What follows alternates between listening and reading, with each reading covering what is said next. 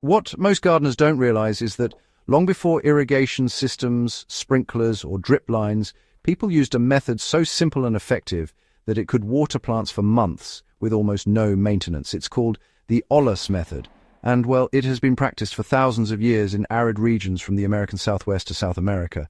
Yet somehow, this technique vanished from mainstream gardening knowledge.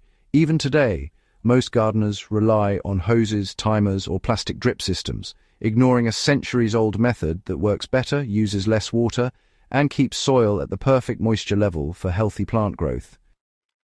The secret lies in the properties of unglazed clay. Water seeps through the tiny pores of the pot walls at a rate determined by the surrounding soil moisture. When the soil is dry, it draws water from the clay. When the soil is saturated, the pot stops releasing water. This self-regulating principle means plants receive exactly the water they need, with minimal loss to evaporation.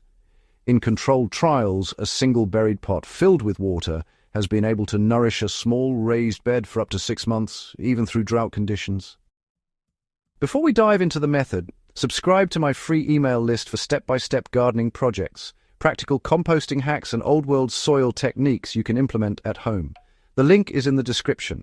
The Ollas method may seem simple, but it rewards precision, understanding, and a willingness to work with soil science rather than fight it. The soil around the pot determines how fast water is delivered. Not all soils work the same with clay pots. Heavy clay soils slow down water absorption, while sandy soils draw water more quickly. This means you have to choose the right pot size and placement for your soil type. In my tests, a 2-litre unglazed terracotta pot buried to its neck in medium loamy soil kept a 1 square metre raised bed, hydrated for 4 weeks without refilling. In sandy soil, the same pot would need more frequent topping off or a larger vessel to maintain the same effect. The principle is simple. The soil acts as both the regulator and the medium that determines the rate of water release. Not all clay pots are created equal. Unglazed porous terracotta works best because it allows water to seep through naturally. Glazed pots, or pots with micro cracks, will either release water too quickly or, well, fail to release it at all. In practice, a pot between 1 and 5 litres works well for raised beds, while larger 10 to 20-litre pots are better for small garden plots. The wall thickness also matters. Thicker walls slow water release, and thinner walls, release it faster. I've experimented with different combinations and found that a 2-litre pot with walls approximately 1 centimetre thick balances efficiency and duration for most vegetable beds. The pot should be buried so that the neck or rim is flush with the soil surface. This prevents surface runoff and allows easy refilling. The bottom of the pot should rest on firm soil to prevent tilting or uneven water distribution. Around the pot, the soil should be lightly compacted, but not overpressed, to maintain good contact with the clay surface. Plants should be positioned within a 30 to 50 centimetre radius, depending on root spread, so they can access the water directly. In square or rectangular raised beds, multiple pots spaced evenly can create uniform moisture coverage. Filling and maintaining the pot is easier than you think.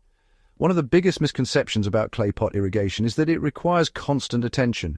In reality, a 2-litre pot in a medium-sized bed needs refilling only once every few weeks during the growing season, and larger pots in well-amended soil can last for months.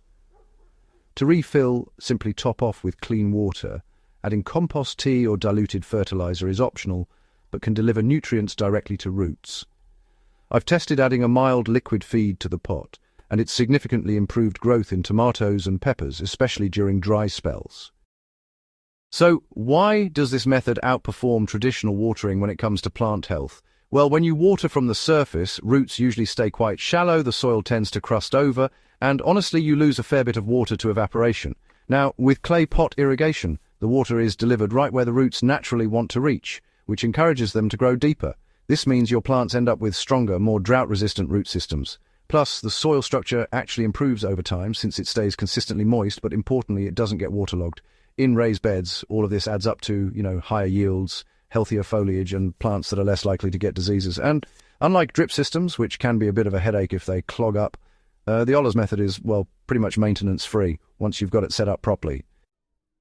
To maximize efficiency, I always pair clay pot irrigation with thick mulches, like straw, leaves, or grass clippings. Mulch slows evaporation, moderates soil temperature, and enhances microbial activity. Placing pots near nutrient-demanding plants like tomatoes, peppers, or cucumbers allows them to thrive with minimal supplemental watering. Companion plants that prefer slightly drier conditions can be positioned further from the pot. In one of my beds, spacing a single 5-litre olla among tomatoes, basil, and peppers provided enough water for all 3 species for nearly 6 weeks without any top watering. Why gardeners abandoned this ancient method, and why we should return to it. Clay pot irrigation was common in ancient Peru, the American Southwest, and other dry climates. Modern gardeners abandoned it because of convenience. Hoses, sprinklers, and drip lines seemed faster and more scalable. However, in terms of water efficiency, consistency, and plant health, the old method often outperforms contemporary solutions. It's sustainable, requires no electricity or plastic, and can integrate into both urban and rural gardens. By reintroducing this technique, gardeners reconnect with traditional practices that honor the plant's natural growth rhythm. Practical tips for scaling up in larger gardens or plots. For a standard 10 square meter vegetable patch, I recommend using 3 to 4 medium-sized pots evenly spaced. Larger garden plots benefit from 10-litre pots spaced roughly 1.5 meters apart. Soil testing is crucial. Sandy soils may require closer spacing or slightly larger vessels. For container gardening, smaller clay pots buried directly within pots or raised containers can also work. The key is to match the water release rate to plant demand and soil characteristics. A simple rule of thumb is to check soil moisture around the pot weekly until you become familiar with how quickly it dries. No system is perfect. Clay pot irrigation requires careful placement, and pots can crack if frozen in winter. They are less suited for very large orchards or trees with extensive roots unless multiple large vessels are installed. In extremely sandy soils, water may disperse too quickly, requiring additional pots or adjustments in pot wall thickness. Despite these limitations, for small to medium beds, raised beds, and intensive vegetable gardening, the benefits far outweigh the inconveniences. Conclusion: why this old-world technique deserves a comeback. The buried clay pot method is a simple, low-tech way to maintain consistent soil moisture, reduce labor, conserve water, and promote deep, healthy root systems. Its longevity, efficiency, and effectiveness make it one of the most powerful gardening techniques we've forgotten. For serious gardeners, integrating clay pots into your beds is a step towards sustainable, resilient food production, especially in dry climates or during periods of restricted water availability.